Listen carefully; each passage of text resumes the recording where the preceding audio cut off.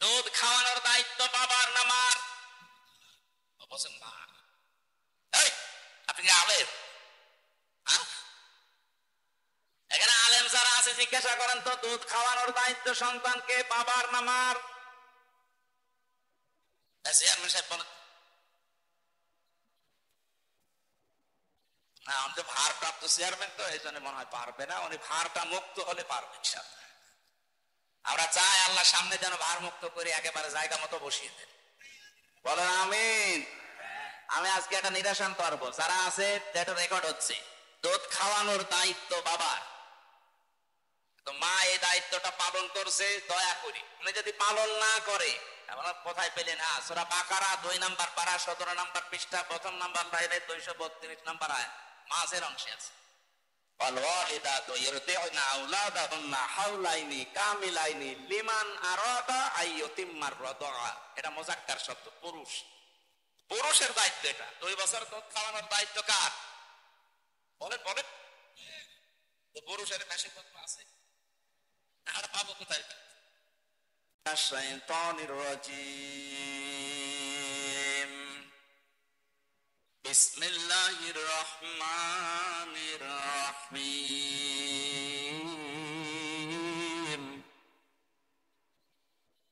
মিনহা খালাকনাকুম ওয়া ফিহা নুঈদুকুম ওয়া মিনহা নুখরিজুকুম তারাতান উখরা। وقال تعالى في آية أخرى أفغير دين الله يبغون وله أسلم من في السماوات والأرض طوعا وكرها وإليه يرجعون.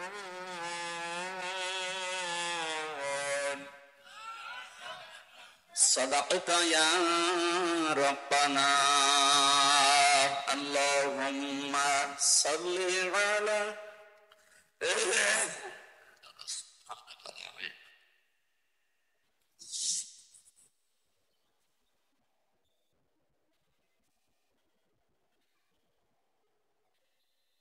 জীবনে কখনো তুমি মিথ্যা বলনি, তাই তো তোমায় পেতে কাঁদে ধরণী।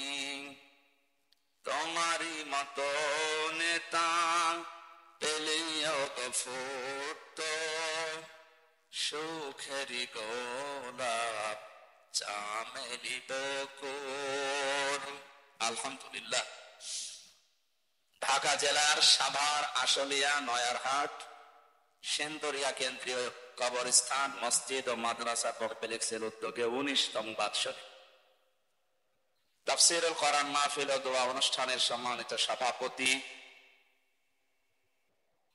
অত্র এলাকার সর্বজন শ্রদ্ধাভাজন ব্যক্তিত্ব আমার আরাফাতের ভাই আলহাজ আব্দুল করিম শিকদার দামাত বারকাতুহুমুল আলিয়া, এ মাহফিলের প্রধান অতিথি ভারপ্রাপ্ত চেয়ারম্যান পাথালিয়া ইউনিয়ন পরিষদ জননেতা জনাব জহিরুল ইসলাম, বিশেষ অতিথি জনাব আলহাজ জহিরুল ইসলাম, ব্যবস্থাপনা পরিচালক জহির গ্রুপ ঢাকা বাংলাদেশ, শুভেচ্ছান্তে যারা আছেন আমার আরাফাতের ভাই আলহাজ জাইনাল আবেদিন, আলহাজ আহসান হাবিব, মঞ্চে বসা ওলামা ইকরাম, এতক্ষণ যারাই কথা বললেন মাওলানা হোসাইন আহমেদ মাহফুজ চুয়াডাঙ্গা সহ নামনা জানা অন্যান্য ওলামা ইকরাম, সামনে বসা মুসলমান ভাইরা, পর্দার আড়ালের সম্মানিতা মা এবং বোনেরা, প্রশাসনের ভাইরা, প্রাণ প্রিয় ঢাকাবাসী, আল্লাহর দরবারে শুকরিয়া জানাচ্ছি। একটা জগদ্দল পাথর আমাদের বুকের উপর থেকে আল্লাহ সরিয়ে দিয়েছে। আল্লাহ তাআলা বলেন কেন সরালাম এটা জানো। ফালাম্মা নাসু মা যুকিরু বিহি ফাতাহনা আলাইহিম আবওয়াবা কুল্লা শাইইন। কোন মানুষ যখন আমার আমার নিদর্শন গুলো ভুলে যায়, আমার নিষেধ, আমার আদেশ, এগুলো যখন ভুলে যায় তখন তাদের শান্তি।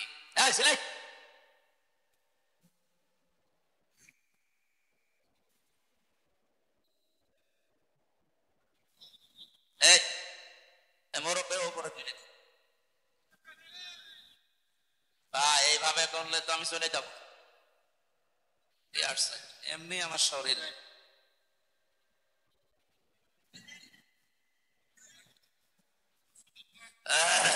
একটু একটু চুপ করেন ভাই, এইভাবে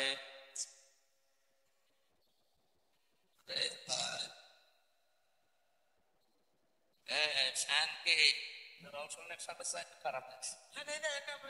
হ্যাঁ ঠিক আছে ঠিক আছে ঠিক আছে। এই যেখানে যেভাবে দাঁড়িয়ে আছেন, বসে আছেন, দরকার হয় জায়গা পেলে শুয়ে পড়েন, ওই যে পেছনে জায়গা আছে, শুয়ে পড়েন। একটু কথা বলবেন না, এটা আমার অনুরোধ, আপনার হাতে পায়ে ধরে বলছি। এটা কিন্তু এবাদতের জায়গা, এটা এখন এবাদত চলছে। আর এমন একটা জায়গায় আপনি পাশে বসে আছে, এমনি আপনার মরণের কথা স্মরণ হওয়া। মানুষের অন্তরের ভেতরে যদি ভয় তৈরি করতে হয় যে দুইটা জিনিস বেশি কার্যকর, তার ভেতরে একটা মরণ।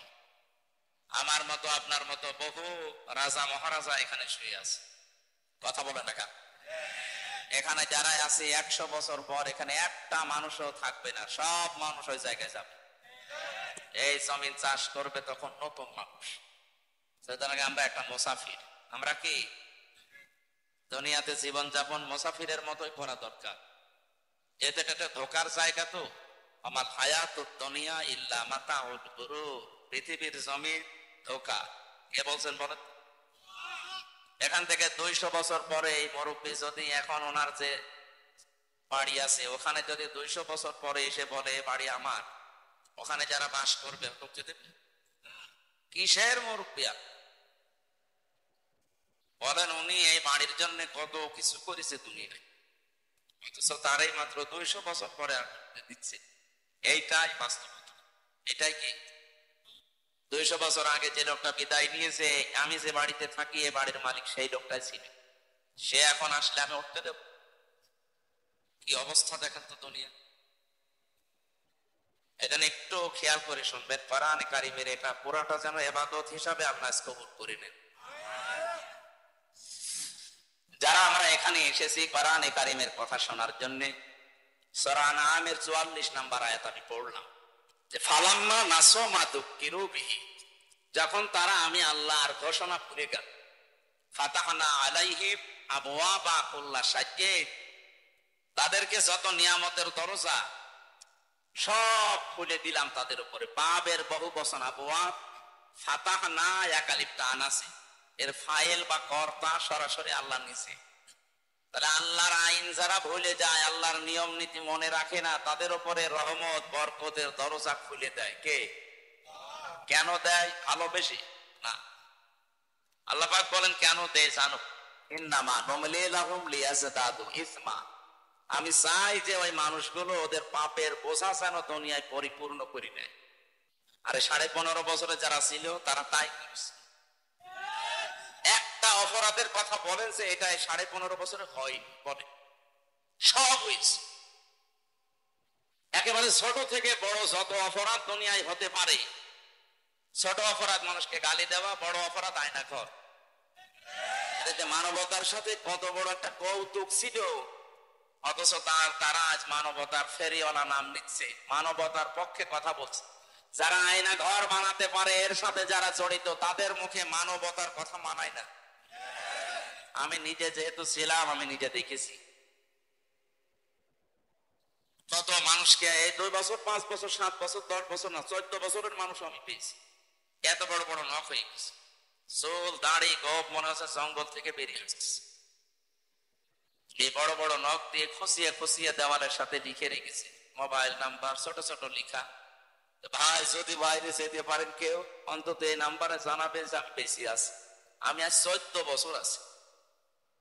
মানুষ মানবতার কথা বলে, নাম দিয়েছে মানবতার মানুষ কন্যা। কিসের কন্যা?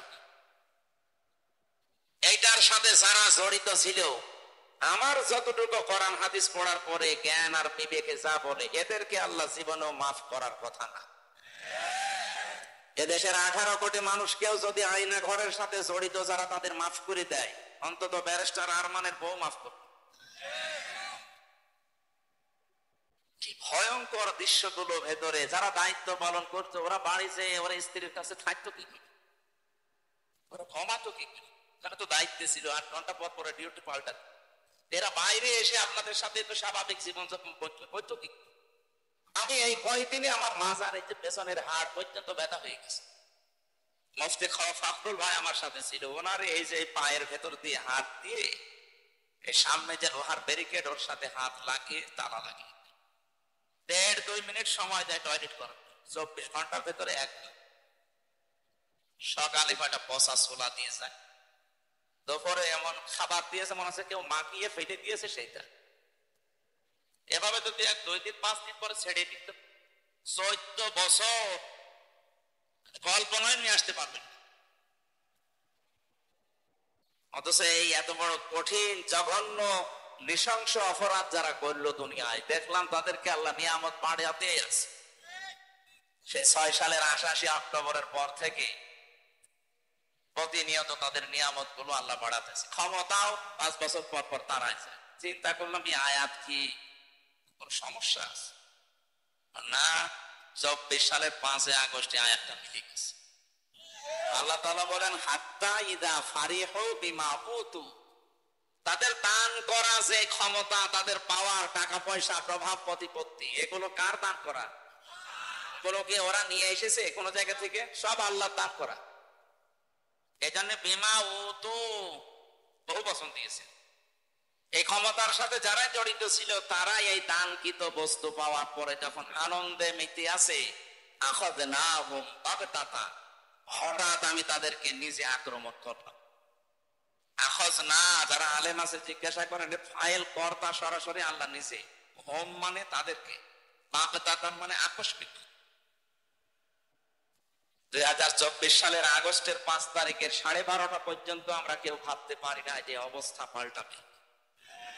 আমি তো 12:30টায় আকাশে যে ছাদের উপর থেকে দেখছিলাম মোহ করে চলছে, 16 জন আমার সামনে মারা।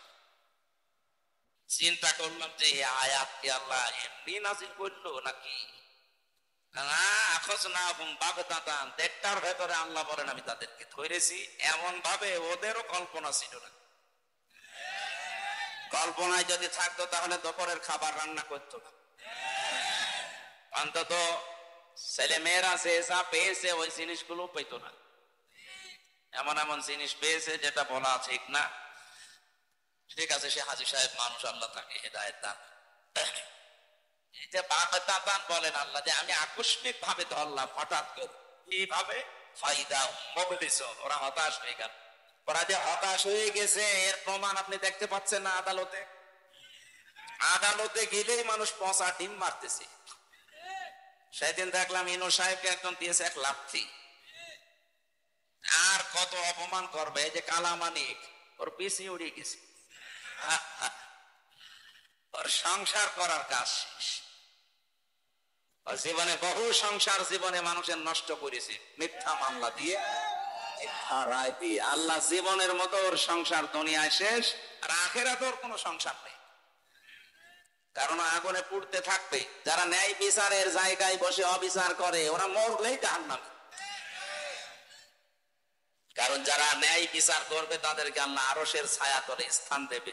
এর বিপরীত যেটা, যারা ন্যায় বিচারের সমস্ত জায়গায় বসে, এই 1628 জন ছিল সারা বাংলাদেশে। কতজন? 1628 জন মানুষ মেন দায়িত্বে ছিল।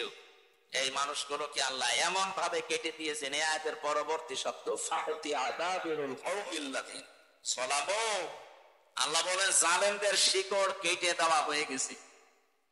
এখানে সোহেল তাজের ঘোষণা আজকে শোনেননি যে মানুষ হত্যাকারী যারা, তারা পালিয়ে গিয়ে এখন আবার উল্টা পাল্টা স্ট্যাটাস দিচ্ছে, মানুষকে উস্কে দিচ্ছে, এটা যেন সে বন্ধ করে। উনি বুঝেছে কিন্তু অনেকদিন পরে। এই কথা আমার বাংলার জনগণ বহু আগে বুঝেছিল, আর মেজর ডালিম তো বুঝেছে সেই 75 সালের আগে। পড়েননি ওই বইটা? আমি তো পড়ে আসলাম। আমি মেজর ডালিম বলছি আপনি পড়লে এক্ষণে রক্ত গরম হয়ে যাবে। প্রশ্ন দিয়েছে বইয়ের ভেতরে যে মানুষ দুনিয়ায় হয়তো বলতে পারে, হ্যাঁ এতটুকু বাচ্চাও মেরে ফেললো, আমি দইটা ছেড়ে গেলাম, দেখ পাও ওদের আচরণ দেখতে পাচ্ছেন না যে ওখানে বসে বসে যদি অন্তত আল্লাহ বিল্লাহ করে দুনিয়া থেকে বিদায় নিত, তাও আমরা বাঁচতাম। ওখানে বসে এমন এমন কাজ করছে একটা হাসি মানুষ। এই যে 4-5 দিন আর যেটা করছে আপনি দেখতে পাচ্ছেন, ও বিশ্বের বিভিন্ন মোড়লদেরকে এখন আকর্ষণ করার জন্য এই কথা জানাচ্ছে যে আমি নির্বাচিত ছিলাম, আমাকে উৎখাত করা হয়েছে। এটা তাহা মিথ্যা কথা। আপনি যে নির্বাচিত ছিলেন এ কথা শয়তানও বিশ্বাস করবে না। অন্তত 15.5 বছরে কোন নির্বাচন দেশে হয়েছে আপনার বিশ্বাস হয়? নির্বাচনের আগে 154 জন ঘোষণা দিয়ে দিত, কিসের নির্বাচন? কারণ নির্বাচিত হওয়া লাগে যে পদ্ধতিতে, তার নাম নির্বাচন। তার নাম কি? আল্লাহ নিজে কোরআনে কারিমে সূরা হজ 78 নম্বর আয়াতে ঘোষণা দিয়েছেন, হুয়া জিতাবাকু ওমা জাআলা আলাইকুম ফিদ্দীন মিন হারাজ। আল্লাহ বলেন আমি নির্বাচিত করি। তাহলে নির্বাচিত করার দায়িত্ব কার? কোন পদ্ধতিতে নির্বাচন? বলেন বলেন। তাহলে নির্বাচনের পদ্ধতিতে আল্লাহ নির্বাচন করে। এখন প্রশ্ন আসতে পারে আমরাও নির্বাচিত। কোটি কোটি উম্মত দুনিয়ায় ছিল, আল্লাহ সবাইকে মুহাম্মদুর রাসূলুল্লাহর উম্মত বানায়। দয়া করে আমাদেরকে নির্বাচিত করে করে নবীর উম্মত বানিয়েছে। সুবহানাল্লাহ বলতে পারেন না? এমনকি এই এলাকায়, এই আশুলিয়া ধামরা এলাকায় মিলে বহু মানুষ ছিল, সবাইকে আল্লাহ কোরআন শোনার জন্য ময়দানে নিয়ে আসেন। কথা বলেন না কেন? আমাদেরকে আল্লাহ নির্বাচিত করে নিয়ে আসলেন। সুতরাং নির্বাচনের মাধ্যমে নির্বাচিত হওয়া লাগে, এই পদ্ধতি আপনি পাল্টিয়ে ফেলেছিলেন। তামাম দুনিয়া জানে যে দেশে 15 বছরে কোন নির্বাচন হয়নি। সুতরাং দাহা মিথ্যা কথা বলা বন্ধ করবে। একটা হাসি মানুষ, আর হাসির মুখে কথা মানায় না। আপনার ছেলে বা আপনার মেয়ে তারা তো হজ করেনি, তারা বল, তাদের মুখে সত্য মিথ্যা বাঁধবে না। তো হাসি মানুষের কথা বললে তো আমরা হাসি সাহেব, তো এই জন্য আমাদের একটু বিবেকে বাধা। কি করে আসলাম আল্লাহর ঘর দেখি, আরে কি বলে। এখানে জালেমদের শিকড় কেটে দিয়েছে হামজা না আল্লাহ? আল্লাহ যখন নিজেই কেটে দিয়েছে, সুতরাং এখন যারা বিভিন্ন কায়দা স্ট্যাটাস দিয়ে একটু উৎসাহ পাওয়ার চেষ্টায় আছেন, দেখি নাড়াচাড়া দিয়ে কিছু হয় কিনা। হবে না, কারণ এদের শিকড় আল্লাহ কেটে দিয়েছে। কিয়ামতের আগে দেশের চেয়ারে কোন জালেম যেন আর আসতে না পারে, সেটা করা লাগবে। দেশে আসবে, এই মানুষগুলো হবে ন্যায় পরায়ণ এবং ইনসাফ ভিত্তিক মানুষ। কোন জালেমকে আমরা দেখতে চাই না সামনে, ইনশাআল্লাহ। কোরআনে কারীম শোনার জন্য দল মত নির্বিশেষে এই গোরস্থানের ময়দানে যারা ছুটে এসেছে, বলেন আলহামদুলিল্লাহ। দরুদ আর সালাম পড়ছি আমাদের নবী মুহাম্মদুর রাসূলুল্লাহ সাল্লাল্লাহু আলাইহি ওয়াসাল্লামের প্রতি। আজকে আমরা কোরআনে কারীম থেকে 2টা আয়াত পড়েছি। সূরা আলে ইমরান 83 নম্বর আয়াত, সূরা তাহা 55 নম্বর আয়াত। একটা পড়েছি আমরা যেটা মাটি দেওয়ার সময় দোয়া মনে করে পড়ি। এর ভেতরে 3টা বিষয় আল্লাহ জানিয়েছে। যদি সত্যি মাটি দেওয়ার সময় এই বিশ্বাস নিয়ে আপনি এই কথাগুলো বলেন, আমার মনে হয় এই আয়াত আপনাকে হেদায়েতের রাস্তা দেখিয়ে দেবে। কথা বলে না কেন? মানুষ যখন বলে মিনহা খলাকনাকুম, এটা মিন মানে হতে, হা মানে উহা। উহা মানে কি? ওই মাটি। এই মাটি দিয়ে আল্লাহ তোমাকে বানিয়েছেন। প্রশ্ন আসতে পারে, আমরা কি শুধু মাটির তৈরি? কই, আমাদের বাবার স্ফলিঙ্গ দিয়ে দ্রুত গতিতে যে পানিটা বের হয়ে যায়, এর ভেতরে মাটি নেই না? আপনার বাবা যে খাবার খায়, ওই খাবারগুলো উৎপন্ন হয় মাটিতে। তামাম দুনিয়ার যত রকমের খাবার আছে সব কিছুর উৎস কিন্তু মাটি। মাটির ভেতরে আবার 10টা জিনিস পাওয়া যায় মৌলিক ভাবে। পাশের জেলা গাজীপুর মৃত্তিকা গবেষণাগার আছে, সেখানে আপনি মাটি নিয়ে যান, দেখবেন 10টা জিনিস বের করে দেবে। মাটির ভেতরে আছে অক্সিজেন, আয়রন, সিলিকন, অ্যালুমিনিয়াম,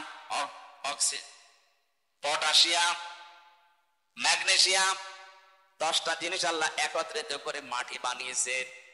এ মাটি আল্লাহ পাক দুনিয়ার ময়দানে ফেরেশতা জিবরাইলকে, আজরাইলকে, মিকাইলকে, ইসরাফিলকে পাঠিয়েছিলেন, জানিয়ে আসো। এরা প্রত্যেকটি ফেরেশতা আসার পরে মাটির কন্দন থেকে ফিরে গেছে। হযরতে আজরাইল শেষ পর্যন্ত এমন থাবা দিয়েছে যে না, আল্লাহর হুকুম আমাকে মানাই লাগবে। তাফসিরে ফি জিলালিল কোরআন মুফাসসির লিখেছে, হযরতে আজরাইলের ওই এক খামসা মাটিতে ছিল 40 মণ। আল্লাহর কাছে নিয়ে বললেন, কি করব এটা? আদম বানাও। 70,000 ফেরেশতা লাগিয়েছিলেন আমাদের এই দেহ বানাতে। তার মানে আমাদের বাবার দেহ হযরতে আদমের 120 হাত লম্বা খালি দেহ বানিয়ে রেখেছে। আল্লাহ রাব্বুল আলামিন বলেন, আমি ফেরেশতাদের দিয়ে পুরা দেহটা বানিয়েছি। সব দেহ বানিয়ে শেষ করে দেয়নি। ওয়ালাকাদ খলাকনাকুম সুম্মা সাওয়ারনাকুম সুম্মা কুলনা লিল মালাইকাতি ইসজুদু লিআদামা ফাসাজাদু ইল্লা ইবলিস। ইলা আখির আয়াত। সূরা আরাফের 10 নম্বর আয়াতে আছে, আল্লাহ পাক বলেন, অবশ্যই আমি মানুষদের বানিয়েছি এবং তারা আকৃতি দিয়েছি। এটা আমি বানিয়েছি মানুষকে, এটা বলার পরে সব্বার না কুম, এটা কেন দিলেন? শুধু মানুষের কথা বললেই তো হয়ে যেত, আলাদাভাবে আকৃতির কথা কেন বললেন? মুফাসসির বলেন, যদিও দেহটা আল্লাহ ফেরেশতাদেরকে দিয়ে বানিয়েছেন, কিন্তু আকারটা বানিয়েছেন আল্লাহ মুখেরটা নিজের হাতে। এই আকৃতিটা পৃথিবীর কাউকে, ফেরেশতাদের কাউকে আল্লাহ দেয়নি, শুধু নিজের হাতে সুন্দর করে তিনি সাজিয়েছেন। আর এত সুন্দর করে চেহারাটা বানিয়েছে, পৃথিবীর সব সৃষ্টির তুলনায় মানুষের চেহারা সুন্দর। লাকাদ খালাকনাল ইনসানা ফি আহসানি তাকওয়িম। অবশ্যই আমি মানুষকে সবচাইতে সুন্দর আকৃতি দিয়েছি, এত সুন্দর করে মানুষকে বানিয়েছি। এটা আকারের দিকে তাকান। বিজ্ঞান প্রমাণ করছে আয়াতটা নিয়ে, সব্বার না কম, তোমাদের আকার আল্লাহ বানিয়েছেন। এই আকারের ভেতরে 5টা জিনিস আছে। এই 5টার ভেতরে 3টি ইন্দ্রিয় শক্তি কাজে লাগানোর জন্য আল্লাহ আমাদেরকে দিয়েছেন, বিশেষ করে কর্ণ, চক্ষু এবং এই বাক শক্তি, যেটা কথা বলি। মানুষের বিবেক থাকলে মানুষ উল্টা পাল্টা কথা বলতে পারে না। সূরা আরাফে পাবেন এই তথ্যটা, 179 নম্বর আয়াতের প্রথম অংশে আছে, ওয়ালাকাদ যারানা লিজাহান্নামা কাসীরাম মিনাল জিন্নি ওয়াল ইনস। অবশ্যই আমি অধিকাংশ মানুষ আর জিন জাহান্নামে দেব, এই জন্যই বানিয়েছি। একটু খেয়াল। শব্দটা শুরু করার আগে আল্লাহ গ্যারান্টি দিচ্ছে, এটা সুপারলেটিভ ডিগ্রি বলে। ওয়ালাকাদ খলাকনা, ওয়ালাকাদ যারানা, অবশ্যই আমি আল্লাহ বানিয়েছি লিজাহান্নামা, জাহান্নামের জন্য, কাসীরাম মিনাল জিন্নি ওয়াল ইনস, অধিকাংশ মানুষ আর জিন জাহান্নামে দেব, এই জন্য বানিয়েছি। প্রশ্ন আসতে পারে, আল্লাহ যখন কাসীরা দিলেন যে অধিকাংশ জিন আর মানুষ জাহান্নামে দেবে, তাহলে আমাদের আর কোনো দোষ নেই নাকি? এর পরবর্তীতে আল্লাহ 3টি ইন্দ্রিয় শক্তির কথা দিয়েছেন, যেটা আমাদের এই চেহারার ভেতরে আছে। এটা বাক শক্তি, যেটা দিয়ে বিবেকের তাড়নায় কথা বলা হয়। বিজ্ঞান আমাদের এই কথা বলা শব্দটা নিয়ে সূরা রহমানের 4 নম্বর আয়াতে আছে, খালাকাল ইনসানা আল্লামাহুল বায়ান। আমি মানুষ বানিয়েছি আর তাকে কথা বলা শিখিয়েছি। এটা নিয়ে বিজ্ঞানে গবেষণা চালিয়েছে যে মানুষ কথা বলে কি করে, দেখি তো। এই যে কয়েক ইঞ্চি জায়গা গলার ভেতরে, এখানে 27টা স্তর আছে। এতটুকু জায়গায় 27টা স্তর পার করার পরে, ধাক্কা লাগার পরে একটা কথা তৈরি হয়। আপনি তো মনে করছেন এ আর কি, টের পাচ্ছি। এই কথা বলার শক্তি পৃথিবীর কেউ আপনাকে দেয়নি। যারা এই 15.5 বছর কথা বন্ধ করে রেখেছিল, তারাও দেয়নি। ডাইরেক্ট ইনডাইরেক্ট ভাবে দেশে আমরা শুধু 14 দলের লোক বাদ দিয়ে বাকি সবাই ছিলাম কথা বন্ধ অবস্থায়। কথা যা বলতাম ওটা কথা না। আমাদের বাক শক্তির উপরে একটা অনিয়ন্ত্রিত একটা গোপন ভাবে আইন জারি করা ছিল, আমরা কথা বলতে পারতাম না। আমি এর ব্যাখ্যা পড়েছি তাফসিরে আর হাদিসে। নবীজি জানিয়েছেন কথা কিভাবে বলো জানো? প্রত্যেকটি স্তরে একটা করে ফেরেশতা বসে আছে। এর কাছে এর কাছে ওর কাছে এভাবে 27টা জায়গা ভাগ ভাগ করে আসে। শেষ নাম্বার ফেরেশতা কথাটা যেভাবে তৈরি হওয়া দরকার ওইভাবে তৈরি করে ছেড়ে দেয়। একজন ফেরেশতা যদি দায়িত্ব অবহেলা করে, আপনি কিয়ামত পর্যন্ত কথা বলতে পারবেন না, শুধু কাকু করবেন। কত বড় নিয়ামত পেয়েছেন আপনি, টের পেলেন? আল্লাহ পাক বলেন, এই যে যোগ্যতা দিলাম তোমাকে, এই যোগ্যতাটা যারা দুনিয়ায় কাজে লাগায় না, বিবেক যাদের দিয়েছি, হৃদয় দিয়েছি, যে মানুষগুলো অনুধাবন করতে পারে, কিন্তু এই মানুষগুলো অনুধাবন করার শক্তি থাকার পরেও করে না। এটা সারা বিশ্বে এখন তাকান, মানবতা বিপন্ন হয়ে যাচ্ছে, অথচ মরল সারা দুনিয়ায়। দুনিয়া যারা চাষ করে তাদের মুখে কথা নেই। যে মানুষগুলো মানবতার পক্ষে শুনে কথা বলে, মানবতার ধ্বজাধারীরা, এই শব্দটাকে পুঁজি করে বাংলাদেশে মানবতা, এই শব্দটাকে কাজে লাগিয়ে ওরা এখন একটা অফিস করতে চাচ্ছে ঢাকায়, সমকামিতার। এই কথা বোঝেন? এটা একটা হারাম কাজ। আল্লাহর পুরা সৃষ্টিকে ওরা পাল্টিয়ে ফেলেছে। আল্লাহ নারীর প্রতি পুরুষ, পুরুষের প্রতি নারীর একটা আকর্ষণ বানিয়েছেন। এটা সূরা আলে ইমরানের 14 নম্বর আয়াতে আছে, হুব্বুশ শাহাওয়াতি মিনান নিসাই ওয়াল বানিন। আল্লাহ বলেন পৃথিবীতে যত আকর্ষণীয় বস্তু আছে, লোভনীয়তার ভেতরে এক নাম্বার মানুষের জন্য আমি তৈরি করে দিয়েছি মেয়েদেরকে। অথচ সেই সিস্টেম পাল্টিয়ে তারা আজ মেয়ে বাদ দিয়ে পুরুষে পুত্রে বিয়ে করছে। আল্লাহর সৃষ্টিকে পাল্টাতে চায়, মানবতার অফিস খুলবে এই কথা দিয়ে ওরা এখন সমকামিতার অফিস ঢাকায় করতে চাচ্ছে। ঢাকাবাসী একটা মানুষ যদি ইমানদারে ঢাকায় থাকে, অফিস করতে দেওয়া হবে না, যত শক্তিশালী। এই কাজ করে লূত নবীর স্ত্রী, এই কাজ করে লূত নবীর জাতি ডেড সিতে পরিণত হয়েছে, মৃত সাধু বাঁচে না। আপনি জর্ডানে যেয়ে দেখেন, ওই সাগর এখনো আছে। বাংলাদেশকে অনেকে জর্ডান বানানোর জন্য গোপন ষড়যন্ত্র করছে। এখন বলেন এসব আপনার বলার দরকার নেই, আপনি মাটির নিচের ওয়াজ করেন। আরে ভাই, এমন অবস্থার সামনে 2 তলা নৌকা, 9 তলা, আমরা উপর তলায় আছি, নিচ তলায় আছে ওনারা, বারবার উপরে পানি নিতে আসছে। এখন যদি বলে ঝামেলা করেন কেন, নিচে তো পানি আছে, একটু ফুটো করে নিলেই তো হয়। ওরা যদি বলে ঠিক আছে, আপনাদের ডিস্টার্ব হয়, আর জীবনে আসবো না, পানি তো হাতের কাছে আছে, একটা তক্তা শুধু খুলে নেব।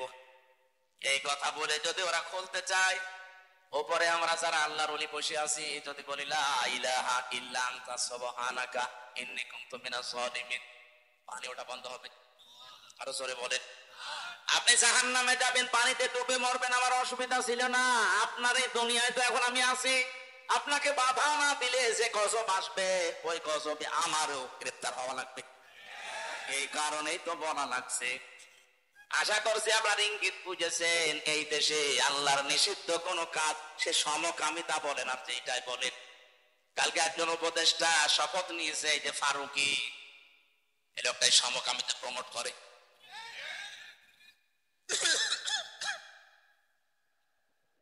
দেশের ছাত্র জনতা এবং আলেমরা চাচ্ছে এই লোক যেন এই দায়িত্বে না থাকে।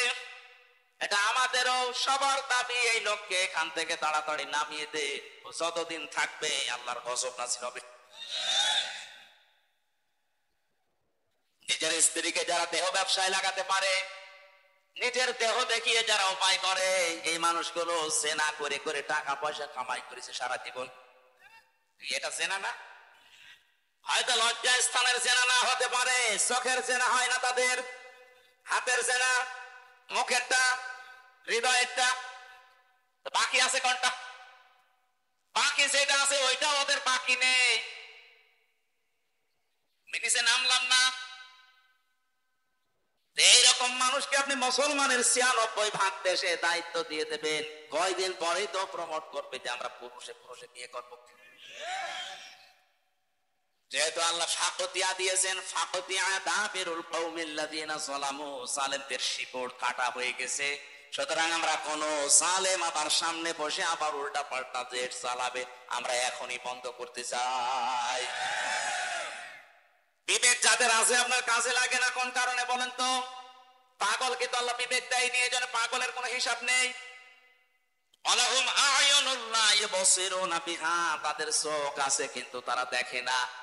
কত কিছু তুমি দেখতে পাও, কোরআনের কথাগুলো দেখতে পাও না। আল্লাহ চোখকে ডাক দিয়ে বলছে, চোখওয়ালা মানুষ কি করো তুমি?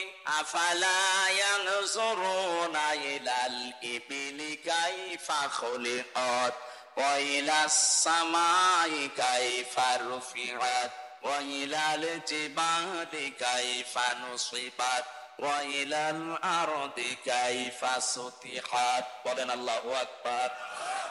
এখানে আল্লাহ চারটা সৃষ্টির নাম দিয়েছেন। ওই চোখওয়ালা, একটু উঠের দিকে তাকাতে পারো না? কিভাবে তাকে বানালাম, মরুভূমির জাহাজ বানিয়ে দিয়েছি তাকে। জমিনের দিকে একটু তাকাতে পারো না? কিভাবে আমি সমতল করে দিলাম বিছানা। পাহাড়ের দিকে তাকাতে পারো না? পাহাড়কে আমি ব্রেক বানিয়েছি। আল্লাহ এই কুদরতের কথাগুলো চোখকে দিয়ে দেখতে বলছেন এই কারণে। ব্রেকের কথা কেন দিলেন? ওয়াইলাল জিবালি কাইফা নুসিবাত, ব্রেক স্বরূপ পাহাড়কে আমি কেড়ে দিলাম জমিনে। এখানে এই যে তক্তার উপরে ব্রেক মারা আছে, এই ব্রেকের উপরের যে মাথাটা আছে চ্যাপটা, এই চ্যাপটা কতটুকু দেখা যায়? এর নিচে যতটুকু আছে তার চাইতে কমপক্ষে 20 ভাগের 1 ভাগ। কথা বলে না কেন? এতটুকু এরকম 20 ডবল এই ব্রেকের ভেতরে ঢোকা আছে, কেড়ে দেওয়া আছে। আল্লাহ এই পাথর যেটা দেখতে পান পাহাড়, এটার শুধু ওই ব্রেকের ওই মাথাটা একটু জেগে আছে। তার মানে এরকম 20 ভাগ এই মাটির নিচে আল্লাহ কেড়ে দিয়েছে।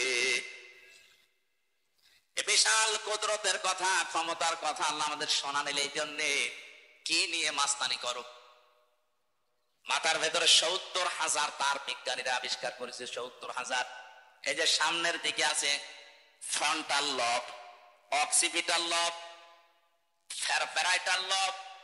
আমি কোরআনে কারিমের এই আয়াতগুলো বিজ্ঞানের সাথে যখন মিলিয়েছি, এই 6টা জিনিসের ভেতরে এক একটাই 18টা করে জিনিস পেয়েছি। কম্পিউটার এখানে সেট করলাম, আপনাকে দেখাতে পারতাম।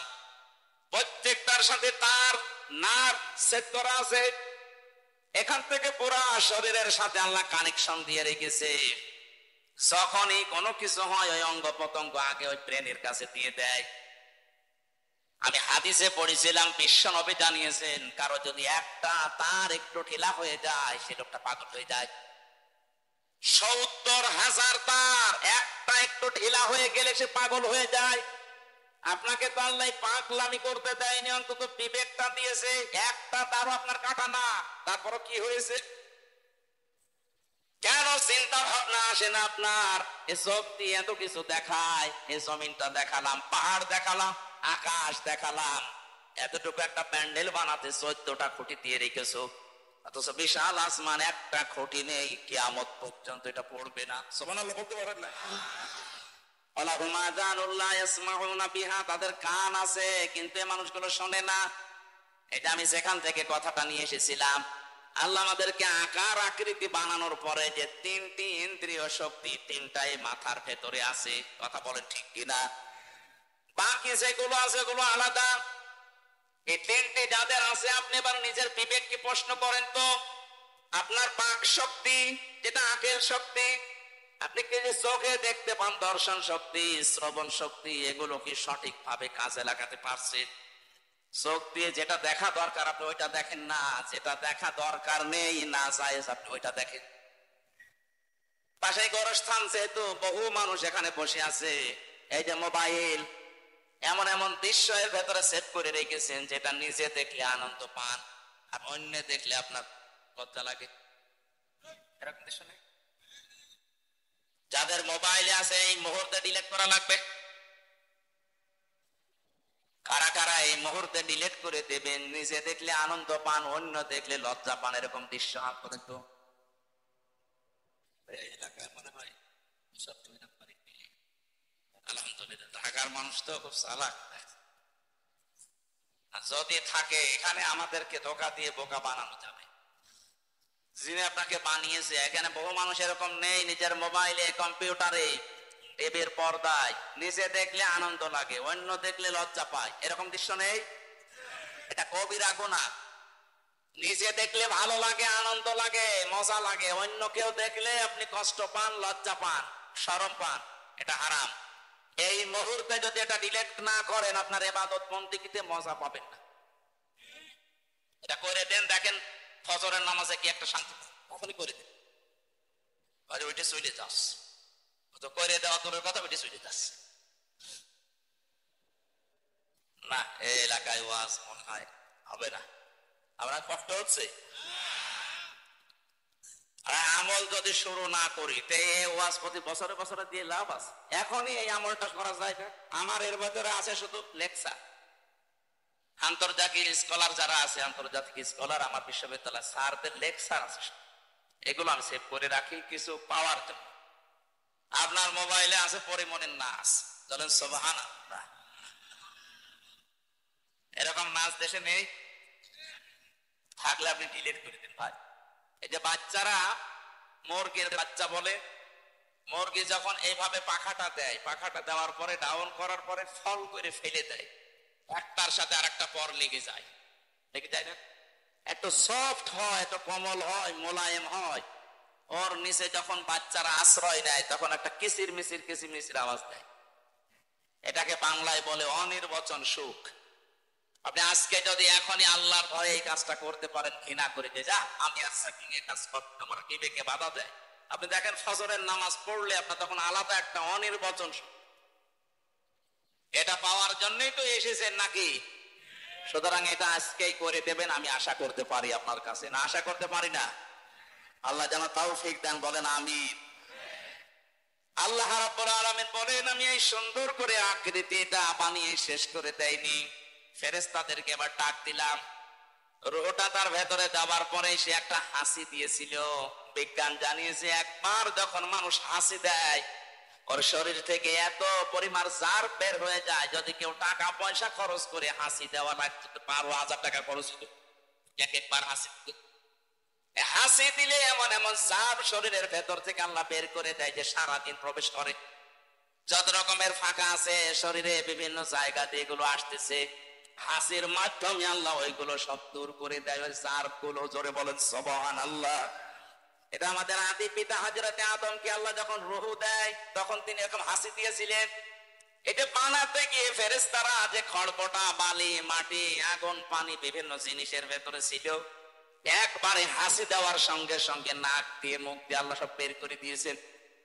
হযরতে আদম আলাইহিস সালাম ওই সময় একটা শব্দ বলেছিলেন, আলহামদুলিল্লাহ। আল্লাহ এত বেশি খুশি হয়েছেন শব্দটা শোনার পর, কিয়ামত পর্যন্ত আদমের সন্তান যারা আসবে তারা যদি হাসি দেয়, আলহামদুলিল্লাহ বলা তাদের জন্য ওয়াজিব হয়ে যায়। এমনকি তার পাশে যে থাকবে তার জন্য পড়া লাগবে ইয়ারহামুকাল্লাহ। কথা বলছে টাকা কি একটা গুরুত্বপূর্ণ কাজ যে আলহামদুলিল্লাহ পড়া ওয়াজিব। পাশে থাকলে তার জন্য ইয়ারহামুকাল্লাহ বলা লাগবে কেন? তার পাশে যে থাকবে সে বলবে ইয়াহদিকাল্লাহ। এর পাশে যে থাকবে 5 জনের নাম পেয়েছি আমি হাদিসে। চিন্তা করলাম একটা শব্দ আলহামদুলিল্লাহ বলা হাসি দি এত কেন? ইয়ারহামুকাল্লাহ, ইয়াহদিকাল্লাহ কেন বারবার এত কেন? কারণ আপনি এক একবার হাসি ডাক্তারের কাছে বলেন যে আমার হাসি দিয়ে দেন, 12,000 টাকা নেবে।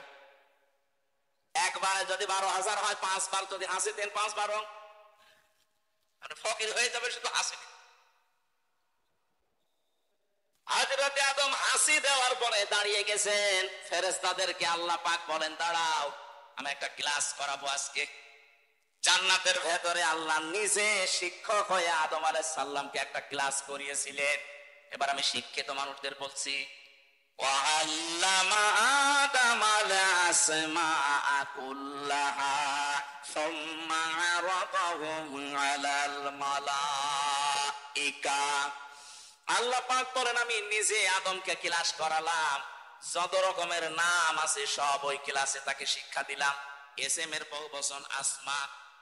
আমি আলেমদেরকে বলছি, এবার যত তাফসির এখন এই দেশে পাওয়া যাচ্ছে, গতানুগতিক যে তাফসির গুলো দেখবেন ওখানে এসএম এর বহুবচন আসমা। আসমা মানে নাম সমূহ। আপনার কি মনে হয় যারা শিক্ষিত ভাই আছেন জেনারেল বলেন আরবিতে বলেন, বলেন ওখানে ক্লাস করাচ্ছে কে? আপনি হিসাব করে করে বলেন ক্লাস করাচ্ছে কে? ছাত্রকে। বলেন তো ক্লাসটা কি সাধারণ ক্লাস? আর জায়গা এই গণশাস্ত্র ভার্সিটি না, সরাসরি আল্লাহ নিজে জান্নাতের ভেতরে, সাধারণ মানুষের ক্লাস না, একবার প্রথম মানুষ, তাও নবী, তাকে ক্লাস করাচ্ছেন আল্লাহ নিজে শিক্ষক হয়ে। আমরা তাফসিরের ভেতরে পড়ে থাকি যে বিভিন্ন নাম শিখিয়েছে, আমরা মনে করি নাম মানে আলু, পটল, ঝিঙা, বেগুন, এটা শিখিয়েছে।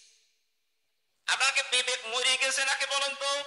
অত বড় একটা গুরুত্বপূর্ণ ক্লাসে সে যত বড় প্রতিষ্ঠানে ক্লাস নেয় তার ক্লাসের ওই মান মর্যাদা ওই রকমের হয়। ক্লাস 1 এসে ক্লাস নিচ্ছে, ও বিশ্ববিদ্যালয়ে মাস্টার্সে ক্লাস নিতে পারবে? বলেন বলেন। কারণ ভার্সিটিতে যারা ক্লাস করে 80 জন 85 জন ছেলে মেয়ে সব ম্যাগনেট, ওইটা নিয়ে বসে আছে। ওখানে 1 ঘন্টা ক্লাস নিতে হলে আপনাকে 50 ঘন্টা পড়া লাগবে। যদিও এরকম শিক্ষক এখন আস্তে আস্তে হারিয়ে যাচ্ছে, এখন অধিকাংশ গুলো ব্যবসা হয়ে গেছে। কথা বলছে না? আমার বিশ্ববিদ্যালয়ে এক একটা সেমিস্টারে কমপক্ষে 42টা ক্লাস নেওয়ার কথা, 3টা 4টা নেয়, বাকিগুলো সব আল্লাহর রাস্তায়। এটা যদি রেকর্ড হচ্ছে আমার স্যাররাও শুনবে, শুধু আমার স্যাররা না, সারা পৃথিবীতে এটা যাবে কালকে বিভিন্ন ভাষায় রূপান্তর হয়ে। সবাইকে বলছি কান খাড়া করে শুনবেন। ওয়াইলুল লিল মুতাফফিফিন আল্লাযীনা ইযা কাতালু আলান নাসি ইস্তাওফুন। আল্লাহ পাক বলেন ধ্বংস হয়ে যাক ওই দোকানদারগুলো, যেই মানুষগুলো দুনিয়ায় ওজনে কম বেশি করে। প্রশ্ন আসতে পারে এটার ভেতরে শিক্ষককে আপনি পেলেন কোথায়? আছে, দেওয়ার সময় বেশি নেয়, দেওয়ার সময় কম দেয়, এরা ধ্বংস হয়ে যাবে। কে বলছেন? আরো জোরে বলেন। আরে ভাই, ক্লাস 1 থেকে শুরু করে প্রাইমারি, হাই স্কুল, কলেজ, বিশ্ববিদ্যালয়, হাফিজিয়া মাদ্রাসা, কওমি মাদ্রাসা, নোরানি মাদ্রাসা, দাওরা মাদ্রাসা, কত রকমের প্রতিষ্ঠান এই দেশে আছে। আমরা তো অধিকাংশ শিক্ষককে দেখি, শিক্ষিকাকেও দেখি, ওরা ক্লাসে যেভাবে দেওয়া দরকার ওভাবে দেয় না, বলে কোচিং করা লাগবে, প্রাইভেট পড়া লাগবে। কেন আপনাকে সরকার কি দিচ্ছে না? আপনি ক্লাসেই দিতে পারতেন। 8টা ঘন্টা আপনার কাছে আমরা থাকি, ক্লাসে দেওয়ার জন্য আপনি তো 8 ঘন্টা 10 ঘন্টা পড়িয়ে আসবেন দিনের বেলা। 8 ঘন্টা ডিউটি আপনার, বাকি সময় তো সরকার আপনাকে ফেরি দিয়েছে, খেলা করার জন্য দেয়নি। আপনি যা করবেন ওই সাবজেক্টের উপরে যত রকমের তথ্য উপাত্ত আছে সব এসে ক্লাসে ওইগুলো ডেলিভারি দেবেন। আপনি তো নেওয়ার সময় ঠিকই নিয়েছিলেন। এখন বিশ্ববিদ্যালয়ের স্যার হওয়ার জন্য কত লেখাপড়া করা লাগে আপনি জানেন। আপনারা তো নেওয়ার সময় তো বিভিন্ন জায়গা থেকে ঠিকই নেন, কিন্তু দেওয়ার সময় আর ক্লাসে দিতে চান না, তখন বলে প্রাইভেট পড়বি, কোচিং করবি। আপনি ওই মুতাফফিফিনের ভেতরে শামিল। আপনি নেওয়ার সময় ঠিকই বেশি নিয়েছেন, দেওয়ার সময় দিলেন না, আপনি ধ্বংস হয়ে যাবেন। আজ নিজের বিশ্ববিদ্যালয়ে ক্লাস নিতে চাই না, প্রাইভেট ভার্সিটিতে যে ক্লাস নিচ্ছে মাসের পরে মাস। এক কথা বলছে না? আমি জানি স্যাররা এটা শোনার পরে বলবে হামজা বেশি বোঝে, বেশি বোঝে। আমি এটাই বাস্তব। 5টা বছর আপনাদের কাছে আমরা ছিলাম, সত্যি আপনারা যা পেয়েছিলেন, কত বড় বড় জায়গা থেকে আপনি ডিগ্রি নিয়ে এসেছিলেন, মদিনা বিশ্ববিদ্যালয় থেকে, মিশর থেকে, লন্ডন থেকে পড়া স্যারও পেয়েছিলাম। এত জায়গা থেকে এত কিছু আপনি নিয়ে আসলেন, দেওয়ার সময় তো আর দিলেন না। 42টা ক্লাসের 2টা ক্লাস নিয়ে বলছে বাকিগুলো আর করা লাগবে না, ধ্বংস হয়ে যাবে। চর্মচকে হয়তো দেখতে মনে হবে যে বহু টাকা পয়সার মালিক হচ্ছে, বিভিন্ন জায়গায় উল্টাপাল্টা করে, এগুলো টিকবে না। আপনি 10 লাখ টাকা কামাই করে নিয়ে আসবেন, ডান আর বাম হাত দিয়ে, বাড়িতে এসে দেখবেন 15 লাখ টাকার ক্ষতি হয়ে গেছে। দেখবেন আপনার বউ পাগল, কি গো আর কথা বলতে পারছেন, এখন কথা বলাতে লাগবে 8 লাখ। মেয়ে বেরিয়ে চলে গেছে আল্লাহর রাস্তায়, পরে ঘুরিয়ে নিয়ে আসতে আরো 5 লাখ, 8 5 13 গেল। ছেলে দিকে চিনে ধরেছে, নিয়ে আয় হুজুর, নিয়ে আয় কবিরাজ, নিয়ে আয়, ওটা ছাড়তে আরো 2 লাখ। নিয়ে এসেছিলেন মাত্র 10 লাখ, 15 লাখ। হারাম টাকা থাকবে না। আমি শুধু ইঙ্গিত দিলাম, আমার মনে হয় শিক্ষিত যারা ওরা বুঝে ফেলেছে। এখানে ক্লাস করাচ্ছে সরাসরি আল্লাহ। এই ক্লাসে যেহেতু সবচাইতে দামি ক্লাস, এখানে আলু পটল ঝিঙা বেগুনের নাম দরকার নেই, এগুলো থাকতে পারে, কিন্তু আসল হচ্ছে আল্লাহ ওই একটা ক্লাসে আদম নবীকে শিখিয়েছিলেন যত রকমের ন্যায় কাজ, যত রকমের অন্যায় কাজ ওই এক ক্লাসে তাকে শিখিয়েছেন। প্রশ্ন আসতে পারে এটা কোথায় পেলেন? এটার বাস্তব প্রমাণ আমরা তো ওই ক্লাসে ছিলাম।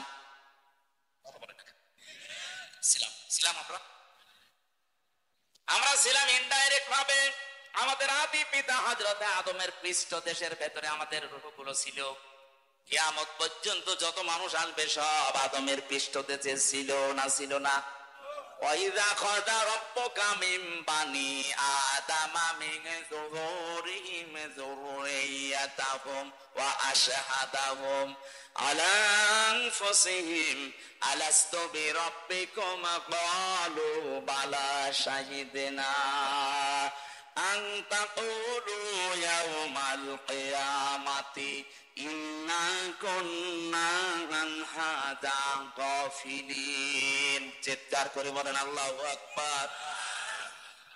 যত মানুষ এখানে আছে, যত মানুষ আসবে, যত মানুষ চলে গেছে, সবাই আদমের পৃষ্ঠদেশে ওই দিন ছিল। আমরা ওই ক্লাসে ইনডাইরেক্ট ভাবে ছাত্র, যদিও আমরা ক্লাস করি নাই আমাদের বাবার মতো ওই ক্লাসে, যেহেতু তার পৃষ্ঠদেশের ভেতরে ছিলাম, এই হিসাবে আমাদের মগজের ভেতরে আল্লাহ শিক্ষাটা অটোমেটিক দিয়েছে, ন্যায় এবং অন্যায় বোঝার কার্যকারিতা। আপনি একটা অশিক্ষিত মূর্খ মানুষকেও যদি লেখাপড়া জীবনে করেনি, তাও কোনটা ন্যায় কোনটা অন্যায় সে জানে, তার শেখালো কি? ওই তো ওই ক্লাসে। কথা বুঝতেছে? এটা দুনিয়ায় আপনি যেন কাজে লাগান, এই জন্য আল্লাহ পাক আদমের পৃষ্ঠদেশ থেকে বের করে নিয়ে উনি আমাদেরকে প্রশ্ন দিয়েছিলেন, আলাস্তু বিরাব্বিকুম, আমি কি রব না? সবাই আমরা এক বাক্যে বলেছিলাম, ক্বালু বালা, অবশ্যই আপনি আমাদের রব। হয়তো অবশ্যই আপনি আমাদের রব, এই কথা বললাম কোন জ্ঞানের ভিত্তিতে? ওই যে আদম নবীর ওই ক্লাসের ভিত্তিতে। আমার কথা বোঝা যাচ্ছে না? তাহলে সকল ন্যায় এবং অন্যায়ের যে সাবজেক্ট গুলো সব ওই একদিনে তিনি শিক্ষা দিয়ে দিয়েছেন। ওখান থেকে তিনি হযরতে আদম আলাইহিস সালামের বাম পাজরের হাড় দিয়ে আমাদের আদি মাতা হযরতে হাওয়াকে বানালেন। সুন্দরী একটা মেয়ে লোক বানিয়ে রেখে দিয়েছে। হযরত আদম ঘুম থেকে উঠে দেখলেন সুন্দরী, তাকালেন এবং ধরতে গেলেন, কারণ নিষিদ্ধ জিনিসের প্রতি আকর্ষণ সে জন্মের শুরু থেকেই। কথা বলেন না কেন? যেই তাকিয়েছে, ধরতে গেছে, আল্লাহ বলে ধরাও যাবে না, তাকানো যাবে না। আদম নবী বলছে আল্লাহ ধরাও যাবে, তাকানো যাবে। এই বুদ্ধি দিলাম, বিয়ে করা লাগবে।